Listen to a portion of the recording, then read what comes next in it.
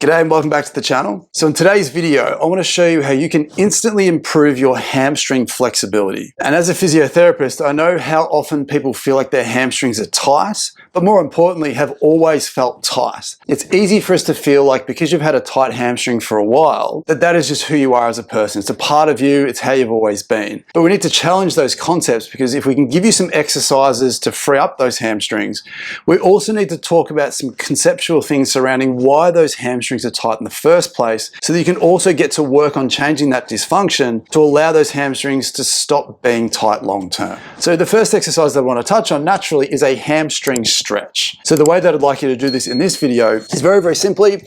You can do this kneeling, you can do this standing. All I want you to do is pop your foot up onto something. Again, they can be up onto a couch, it can be up onto a chair, it doesn't matter what it is. Choose the version that gives you the best access to that hamstring tightness. But the really important thing you've got to understand when you're trying to stretch a tight hamstring is that if you get into a hamstring stretch position, so for me, a great one is to have your knee bent a little bit, take your hip back as you lean forwards. We're looking for muscular tightness in the belly of that hamstring muscle. If you are someone that feels tension at the back of your knee, that isn't hamstring muscle tightness, that's increased neural tension through your sciatic nerve. So if you're someone who's been stretching your hamstring for months and you're feeling most of your tension here, it's not going to be loosening that hamstring muscle. You're just going to be putting some passive tension through a structure that doesn't give. But the important thing is, as we start to get through some of the reasons why that hamstring has become tight, you might find that will also release that tight sciatic nerve as well. Again, giving you the perception that your hamstrings are looser, but also then giving you better access to the belly of that muscle. So again,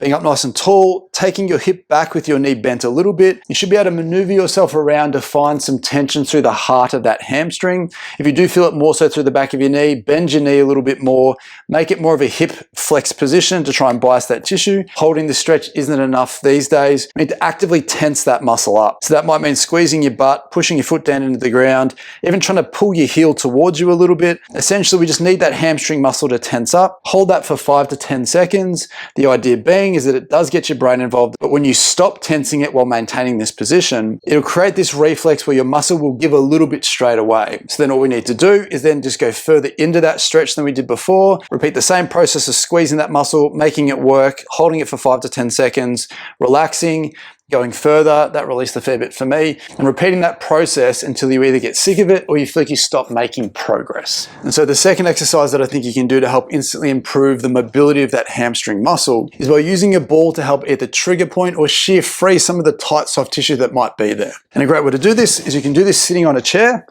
All we want to get you to do is place that ball anywhere into that hamstring and just go looking around for, again, any clues that you might find, especially higher up into your thigh towards that sit bone at the base of your pelvis. Anything that feels a little bit tight or restricted, or anything that you don't feel you can access from a traditional hamstring stretch, is great to go after with a ball. So what I'd like you to do is, again, just go hunting for a spot that feels a little bit tight. So for me, I can find that here. And there's two different things I want you to do here, or two different movements that I want you to try and promote with this to get the most out of the exercise. We know that your hamstrings are connected to your hip and also influence your knee. So we want to try and incorporate knee and or hip movements into this to try and shear free that tissue. So a great one to do, particularly if you're higher up towards the hip, is to be up nice and tall. Gently try and lean backwards and forwards, feeling for that tissue to be shearing free underneath the ball. And then making sure that you're not just bending your back because it may not do much. Imagine that you're trying to close down the front of your hip or keeping some pressure on that ball. And this will again allow that hamstring tissue to start to give and start to move. The other thing that you can do is if we can incorporate the knee into it, where once you've found some tension there,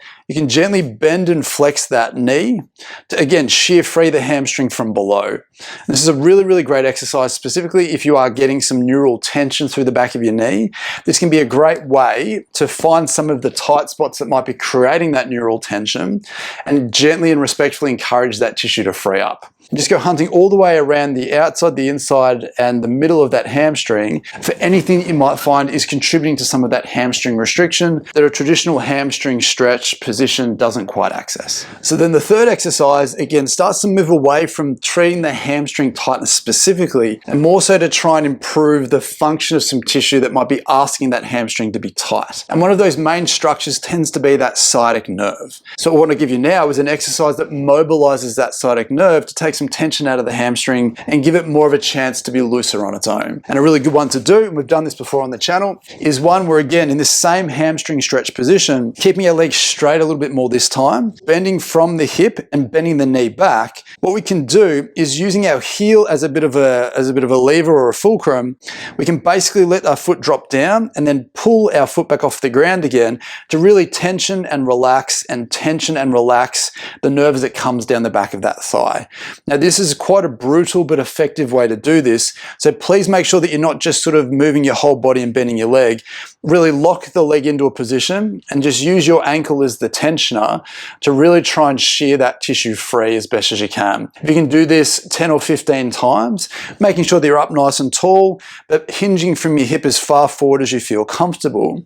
Make sure that as you go through this exercise, after maybe 5 or so, if it has released a little bit, you might need to keep chasing that tension a little bit more than what you could before. Again, if you're someone who deals with a lot of that hamstring, that perceived hamstring tightness at the back of your knee, this is going to be a fantastic one to try and free that up. So again, take some of the resting tension out of the area, take out one of the potential handbrakes as to why that hamstring has become tight in the first place, so to make your hamstring stretches ultimately more effective long term. So the final exercise that I want to touch on here, again, moves that little bit further away from the hamstring again and towards that lower back. Now, it's really important to clarify that it often sounds a bit strange to say that one way or one strategy that you can use to instantly improve your hamstring flexibility is to do something that doesn't involve your hamstring at all. But we know that the function of your hamstring is governed by the function of your lower back. So it goes without saying that if we're not exploring the function of your lower back, looking for clues as to where you might be weak or where your joints and tissues might be stiff or restricted, then we're potentially missing the main reason why your hamstrings aren't functioning normally and have been asked to become tight. So again, great ways to mobilize a stiff back or a tight back is either with a foam roller or a ball of some sort.